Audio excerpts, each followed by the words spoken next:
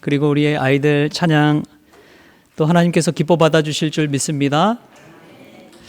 네, 뉘집 자식인지 찬양을 참 잘하네요. 참 감사합니다. 우리 옆에 분들이 인사 한번 나눌까요? 샬롬 샬롬. 네, 오늘은 뭐 특별한 주일이죠. 무슨 주일이죠? 네, 이제 어린이 주일 또 청소년 주일이기도 합니다. 그래서 우리 같이 한번 인사를 또 어린아이처럼 했으면 좋겠는데요. 우리 옆에 사람 보시면서 이렇게 인사하면 좋겠습니다. 까꿍. 네.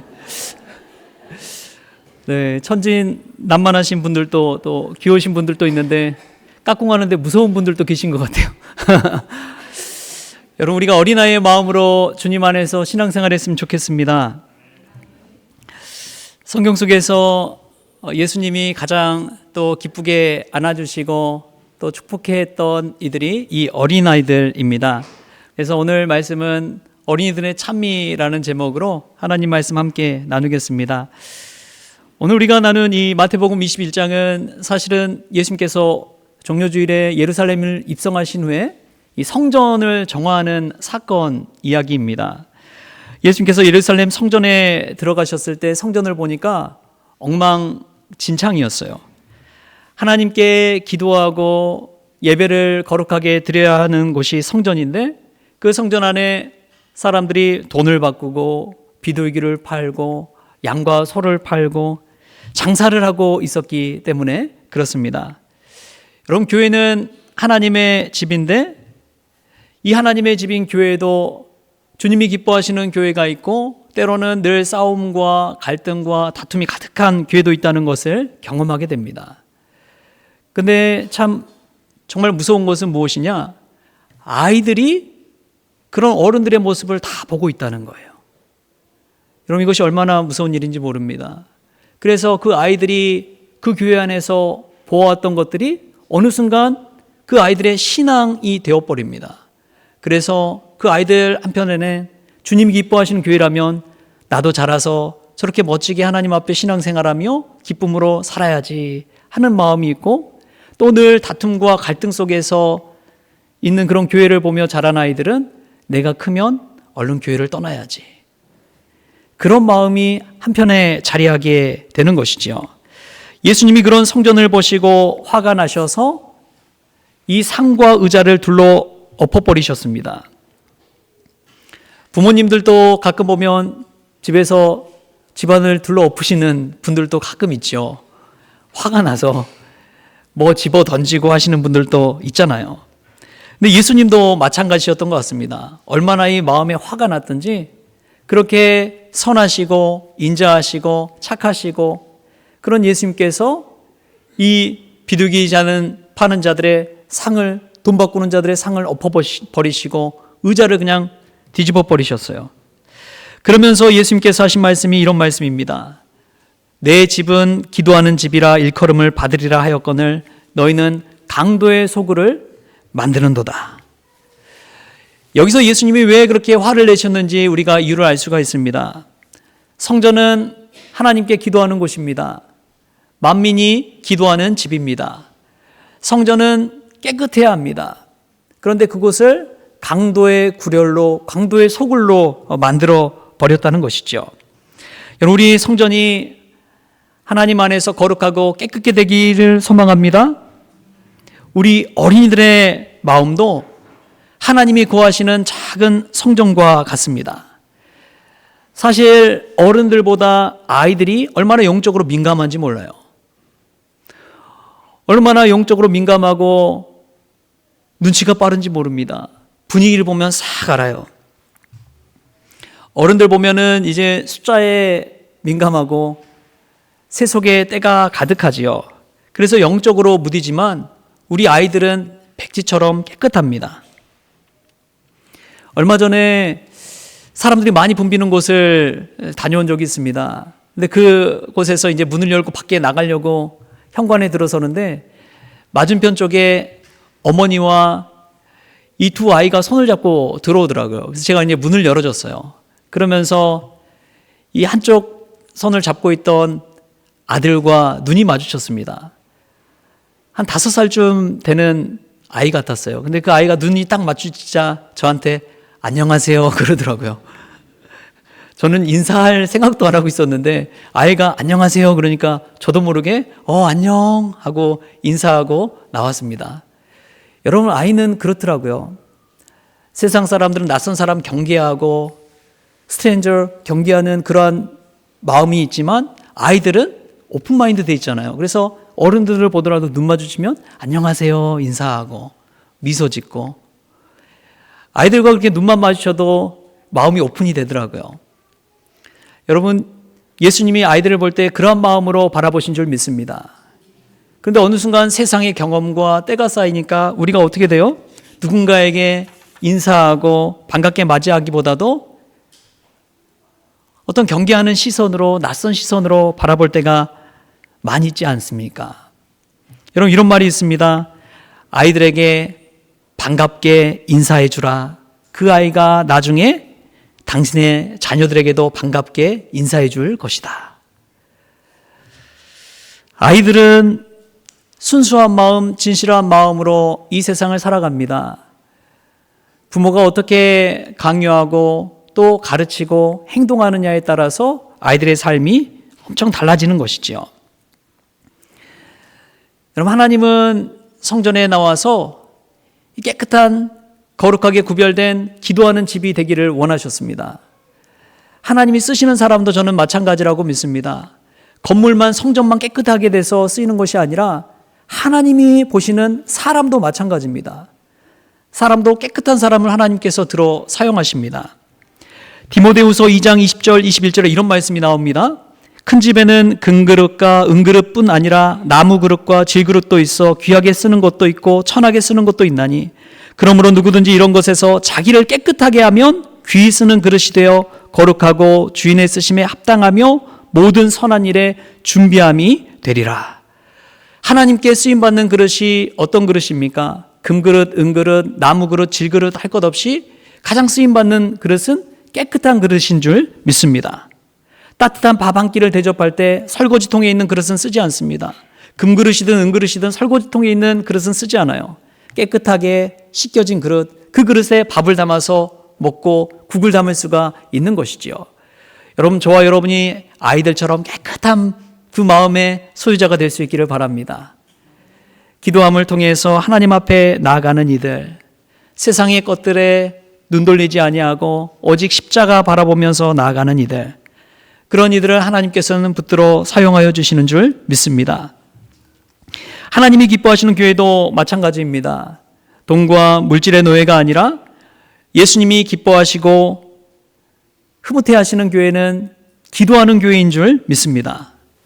아무리 화려하고 웅장한 교회일지라도 기도하는 교회가 하나님께 쓰임받습니다.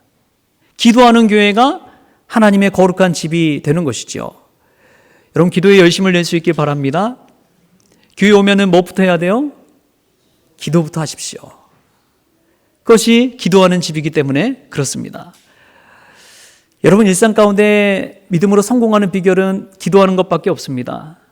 자신을 깨끗하게 할 수 있는 것은요, 몸을 잘 씻고 깨끗한 옷 입고, 물론 그런 것도 중요하지만 기도를 통해서 영적으로 거룩하게 구별되는 것이 정말 깨끗게 되는 것인 줄 믿습니다. 여러분, 기도를 아이들에게도 가르치십시오. 또 부모가 기도의 본을 보였을 때 자녀들이 기도하는 모습을 그대로 따라 본받는 것이죠. 우리가 기도함으로 깨끗한 하나님의 성전 될 수 있기를 주님의 이름으로 축복합니다. 오늘 말씀에 보면 예수님께서 성전을 깨끗하게 하자 놀라운 일이 벌어졌습니다. 우리 말씀 한번 같이 볼까요? 우리 13절, 14절 말씀 우리 같이 한번 읽겠습니다. 13절, 14절 말씀 시작. 그들에게 이르시되 기록된 바 내 집은 기도하는 집이라 일컬음을 받으리라 하였거늘 너희는 강도의 소굴을 만드는도다 하시니라. 맹인과 저는 자들이 성전에서 예수께 나오매 고쳐주시니. 아멘. 여러분, 당시 예수님이 계셨던 이 헤롯 성전을 보면요, 성전은 굉장히 구별된 곳이었습니다. 이 가장 중심에 지성소가 있는데 이 지성소는 대제사장이 1년에 딱 한 번 속죄일에만 들어갈 수 있는 곳이었어요. 좀 더 나오면 성소가 있는데 성소는 제사장들만 들어갈 수 있는 곳이었습니다. 좀 더 나오니까 앞에 이스라엘인의 뜰이라고 있습니다. 거기는 이스라엘 남자들만 들어갈 수 있는 곳이었어요. 그리고 좀 더 나오면 여인의 뜰이 있습니다. 거기는 이스라엘 여인들까지만 들어갈 수 있는 곳이었어요. 그리고 그 밖에 나오면 바깥 뜰이 있는데 거기에 이방인의 뜰이라고 되어 있습니다. 그리고 경계가 삼엄하게 쳐져 있어요. 그리고 바리케이트처럼 쳐 있고 안내문이 하나 붙어 있는데 거기에는 라틴어, 히브리어, 아람어, 그리스어 해가지고 붙여 있는데 이 선을 넘어가는 이방인은 죽을 수도 있습니다 라는 안내 편말이 붙어 있습니다. 그래서 이방인들의 거기까지만 딱 이방인들이 들어갈 수가 있어요. 그리고 맹인과 저는 자들은 이 바깥들에도 들어가기가 어려웠습니다. 왜냐하면 그 당시에는 이 맹인과 저는 자들, 장애인과 몸이 불편한 사람들은 다 부정한 사람이라고 여기는 그러한 마음이 있었어요. 그래서 그런 사람들은 아예 얼씬도 하지 못하고 하는 그런 분위기였습니다. 그런데 오늘 성전에서 예수님께서 성전을 정화하시고 깨끗게 하시고 나서 예수님께 가까이 오는 자들이 있었습니다. 그들은 바로 맹인과 저는 자들이었습니다. 그들이 성전에서 예수님께 용기를 내서 가까이 오니까 예수님께서 그들을 고쳐주시는 거예요.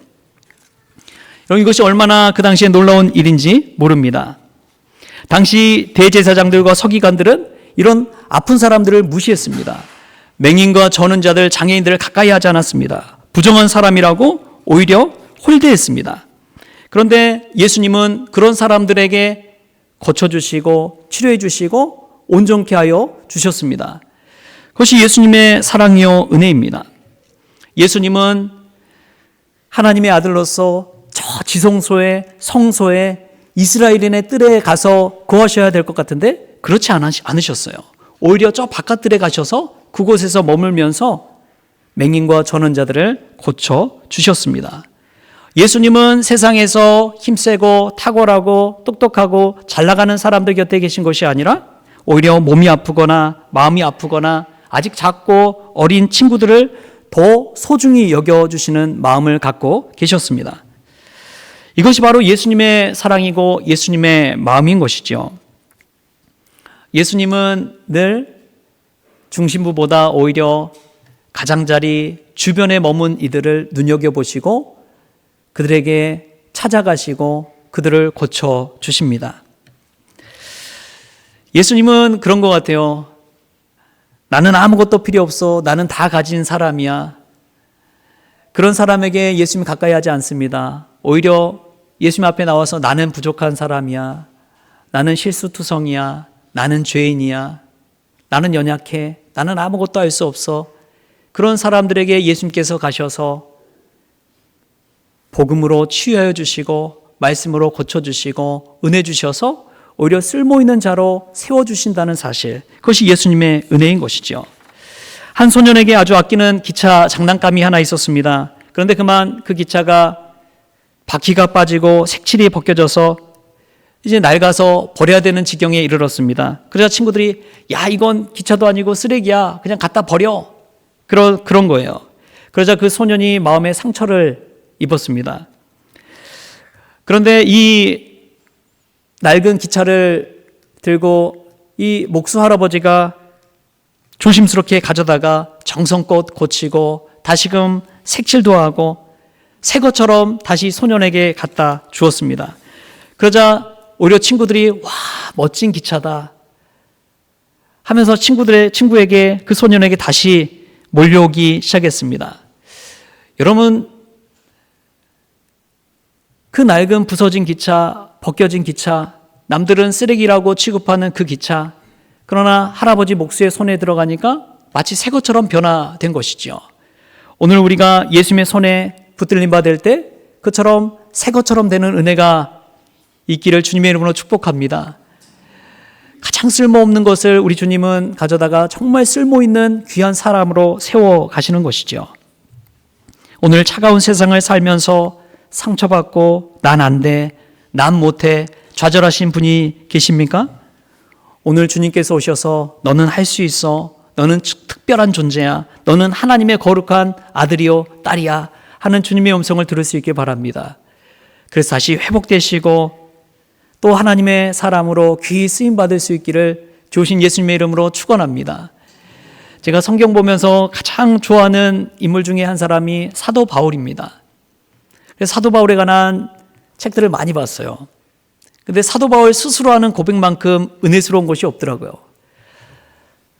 사도 바울은 자기 자신을 위대한 사도라고 이야기하지 않습니다. 죄인 중에 괴수라고 이야기합니다. 사도 바울이 자기 자신을 뭐라고 한다고요? 죄인 중에 괴수라고 이야기합니다. 죄인 중에서도 최고 죄인이라는 것이죠. 하나님은 죄인 중에 괴수였던 그 사도 바울을 붙들어서 유럽을 세워가고 수많은 교회를 세워가는 위대한 사도로 들어 쓰십니다. 이런 것이 하나님의 은혜요 복음의 능력입니다. 예수님은 그 쓸모없고 죄인 중에 괴수였던 그러한 사람들 가운데 가셔서 그들을 하나님의 놀라운 사람으로 붙들어 사용하시는 것이죠. 세상에 잘난 사람들을 미련하게 만들어 버리십니다. 그리고 세상에 미련하다는 이들을 하나님께서 높여 주십니다. 이것이 복음입니다. 예수님은 늘 그러한 곳에 가셨습니다. 오늘 말씀 가운데서도 보면 17절에 이렇게 나옵니다. 그들을 떠나 성 밖으로 베다니에 가서 거기서 유하시니라. 성전 정화를 마치시고 어린아이들의 찬미를 받으시고 예수님께서는 그들을 떠나서 성 밖으로 베다니에 가서 거기서 머무셨습니다. 성전 중심에 가서 머문 것이 아니라 베다니에 가서 머무셨습니다. 베다니는 가난한 자의 집이란 뜻입니다. 베다니 동네에 가난한 사람들이 살았어요. 그곳은 대제사장과 서기관들과 종교 지도자들과 부자들이 머무는 곳이 아니라 가난한 자들이 모이는 곳이었습니다. 예수님은 그곳에 가셔서 유하셨습니다. 사랑하는 성도 여러분, 마음이 가난한 자가 복이 있다고 했습니다. 할렐루야. 정말 말씀에 은혜 받는 사람들을 보면 마음이 가난합니다. 갈급함이 있습니다. 하나님의 말씀을 사모합니다. 하나님의 말씀을 사모하는 마음으로 성전에 나올 때 그 말씀 속에서 예수님의 은혜를 맛보게 되는 것이죠. 때로는 그럴 때가 있죠. 하나님, 제게 왜 이런 고난을 주십니까? 하나님, 왜 이렇게 일이 안 풀리고 인생이 꼬입니까? 하나님, 남들은 정말 잘 되는 것 같은데 나는 왜 일이 이렇게 문제투성이입니까? 남들은 쉽게 자녀도 얻고 그런 것 같은데 나에게는 왜 자녀를 선물해 주지 않습니까?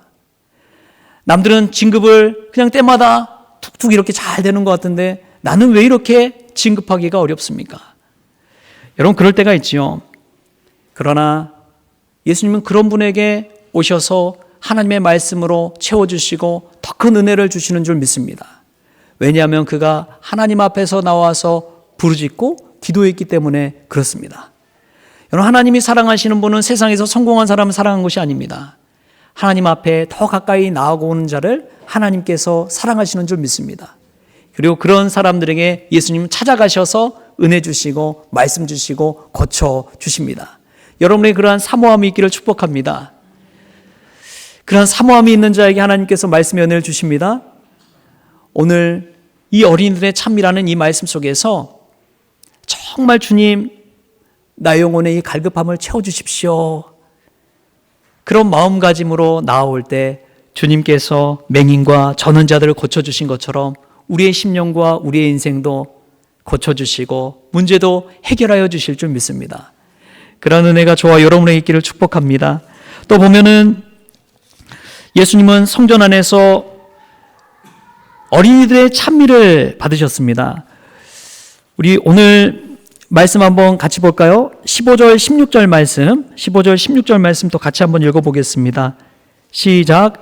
대제사장들과 서기관들이 예수께서 하시는 이상한 일과 또 성전에서 소리질러 호산나 다윗의 자손이 하는 어린이들을 보고 노하여 예수께 말하되 그들이 하는 말을 듣느냐? 예수께서 이르시되 그렇다, 어린아기와 젖먹이들의 입에서 나오는 찬미를 온전하게 하셨나이다 함을 너희가 읽어본 일이 없느냐 하시고 아멘. 예수님께서 맹인과 저는 자들을 고쳤을 때 그것을 보시고 두 부류의 반응이 나옵니다. 대제사장과 서기관들은 화를 내고 분노했지만 어린이들은 예수님을 찬미했습니다. 찬양했습니다. 예수님이 하신 일을, 그 멋진 일을 보고 기뻐 외치는 이들은 어린이들이었습니다. 호산나 다윗의 자손이여, 호산나가 구하옵나니 주여 우리를 구원하옵소서라는 뜻이잖아요. 우리를 구원해달라고 다윗의 자손으로 오신 예수님에게 이야기하고 노래하는 것이죠. 이 어린이들의 찬송을 듣고 대제사장과 서기관들은 화를 냈습니다. 그런데 예수님은 기뻐하셨습니다. 여러분, 어린이들을 대할 때 어떤 마음으로 대하고 있습니까? 그 사회나 조직의 문화를 알려면 어린이들을 어떻게 대하는지를 보라라는 말이 있어요. 어린이들을 어떻게 대하는지를 보면 그 사회 조직의 그 문화의 수준이 드러난다는 것이죠. 우리 성원교회가 수준 높은 교회가 됐으면 좋겠습니다. 어린이들을 정말 존귀 여기고 또 존중해주고 배려해주고 사랑해주고 눈 맞춰주고 귀 기울여주고 관심을 가지고 기도해주는 그러한 성도들이 가득한 곳이라면 우리 성원교회도 수준 높은 교회인 줄 믿습니다. 아프리카 속담에도 유명한 말이 있잖아요. 한 아이를 키우기 위해서는 온 마을이 필요하다. 한 이 아이를 키우기 위해서는 온 마을이 필요하다. 여러분, 그런데 이 성전, 가장 거룩한 곳이고 하나님의 말씀을 가장 잘 아는 곳이라는 그 성전에서 대제사장과 서기관들은 아이들에게 화를 냈습니다. 그 분노를 듣는 아이들의 마음이 얼마나 상처를 입었을까요? 그러나 예수님은 그 아이들의 찬미를 기뻐 받으셨습니다. 하나님은 이 어린아이들의 찬미를 기뻐 받으십니다. 오늘 특별히 호산나 찬양대 할 때 우리 아이들 같이 찬양하니까 더 은혜스러웠죠? 별로 아멘 소리가 작네요. 더 은혜스러웠죠? 그렇습니다. 여러분, 하나님은 순수한 어린아이들의 찬양을 기뻐 받으십니다. 어른들이 아무리 길고 화려하게 하나님을 찬양한다 할지라도 진심 어린 아이들의 예수님 사랑합니다, 예수님 감사합니다, 이 한마디를 우리 주님은 더 기뻐 받으신 줄 믿습니다. 하나님은 우리 아버지 되신 분입니다. 하나님이 아버지 되신다는 것은 무슨 뜻이냐? 우리가 생각하는 것처럼 어린아이들만 어린아이가 아니라 하나님 아버지가 보실 때는 80세든 90세든 우리가 다 어린이인 줄 믿습니다. 우리가 다 하나님의 자녀이기 때문에 그렇습니다. 그러한 마음가짐을 가지고 살아갈 때 하나님 앞에서 우리가 겸허하고 겸손하게 나아갈 수가 있는 것이죠. 사도 바울이 왜 그렇게 하나님께 붙들려 쓰임받았을까를 생각해 보면 그는 오직 예수 그리스도의 표대를 향해 달려갔습니다. 늘 배우기를 힘썼습니다. 자신이 다 안다, 다 이뤘다 이야기하지 아니하고 끝까지 복음 전하는 일에 어린아이의 마음으로 달려갔습니다. 여러분, 그런 마음을 가지고 살아갈 때 하나님께서 우리에게도 귀한 은혜 부어주시고 우리들의 찬미를 기뻐 받으시는 줄 믿습니다. 저는 이 찬미하는 일이, 찬양하는 일이 얼마나 소중한지를 압니다. 제가 예수님을 믿을 때 중학교 3학년 때부터 신앙생활을 했는데 제가 신앙생활하면서 믿음이 깊어질 수 있었던 것은 찬양 때문이었습니다. 솔직히 어려운 성경 말씀 귀에 잘 들어오지 않더라고요. 기도하는 것, 집사님들 기도하는 것, 선생님들 기도하는 것 들었지만 기도하는 게 쉽지는 않았습니다. 그런데 참 은혜스러운 것이 찬양이었어요. 그래서 늘 그 중학교 시절, 고등학교 시절에 찬미예수라고 찬미예수 1000, 1500, 2000 이 시리즈가 있습니다. 근데 그거를 가지고 참 많이 불렀어요. 혼자서 그 찬양 부를 때 가장 은혜로운 때였습니다. 혼자 캄캄한 교회에서 하나님을 찬양하며 나아갈 때, 야, 하나님이 내게 은혜 주시는구나. 하나님이 나와 함께 하시는구나. 하나님이 나를 붙들어 주시는구나. 가장 깊이 체험하고 은혜 받을 때가 찬양할 때였습니다.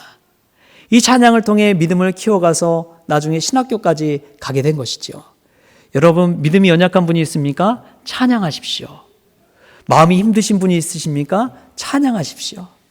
스스로 찬양하기 어렵다면 일상 가운데서 늘 찬양을 들으십시오. 콧노래로 찬양할 때 하나님께서 기뻐 받으시는 줄 믿습니다. 주일에 한번 나와서 찬양하는 것도 은혜가 되겠지만 일상 가운데서 찬양으로 흥얼거리며 하나님을 생각하며 찬미할 때 하나님이 그 찬양을 더 기뻐 받으시는 줄 믿습니다. 성전 안에서 들을 때 이 찬양도 은혜스럽지만 길가를 걸으면서 한적한 길을 걸으면서 하나님을 찬양할 때 하나님이 오히려 그 콧노래와 찬양을 받으시고 더 기뻐하시는 줄 믿습니다. 여러분, 진정한 사랑은 거기에서 드러나는 것 같아요. 언제 어디서든 하나님 바라볼 때 참 믿음의 사람이 되듯이 언제 어디서든 하나님을 찬양할 때 하나님이 그 찬양도 기뻐 받으시는 줄 믿습니다. 제가 지난 주일에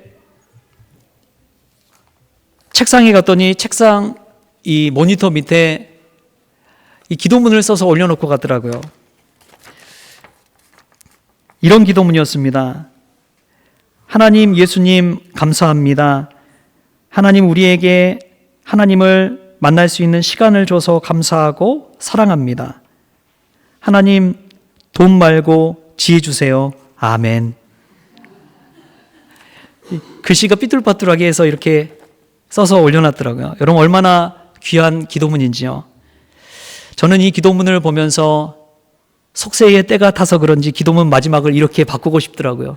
하나님, 돈도 주시고 지혜도 주세요. 아멘. 여러분, 아이들의 마음이 얼마나 순수합니까? 어느 순간 보면 세상의 경험이, 세상의 가치가 우리 가운데 와서 우리도 모르게 하나님보다 돈을 더 크게 보고 우리도 모르게 하나님 바라보기보다도 사람을 바라보는 우리의 마음, 심령이 있잖아요. 어린이 주일에 다시금 어린아이와 같은 순수한 마음을 회복할 수 있길 바랍니다. 그래서 성전에서 뿐만 아니라 일상 가운데서도 어린아이들처럼 하나님을 찬미하고 높이는 그 은혜가 저와 여러분의 있기를 주신 예수님의 이름으로 축원합니다.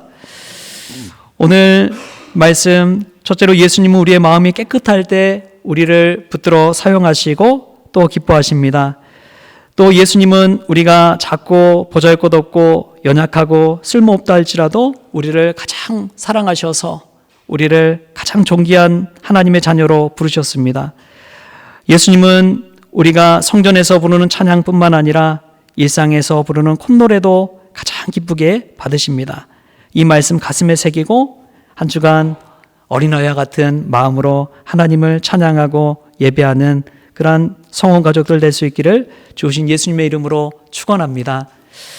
기도하겠습니다. 하나님 아버지, 감사합니다. 오늘 어린이 청소년 주일을 주셔서 하나님 말씀 받게 하시니 감사합니다. 하나님, 어느 순간 이제 나이가 들어 아는 것이 말 아니고 어느 순간 교만한 자의 자리에 앉고 있는 우리의 모습을 발견합니다. 주님, 어린아이의 마음을 회복시켜 주옵소서. 어린아이의 찬미를 받으신 주님, 우리의 진심과 마음을 다한 찬양을 기뻐받아 주옵소서.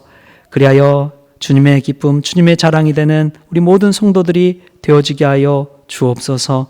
감사하며 예수님의 이름으로 기도하옵나이다. 아멘.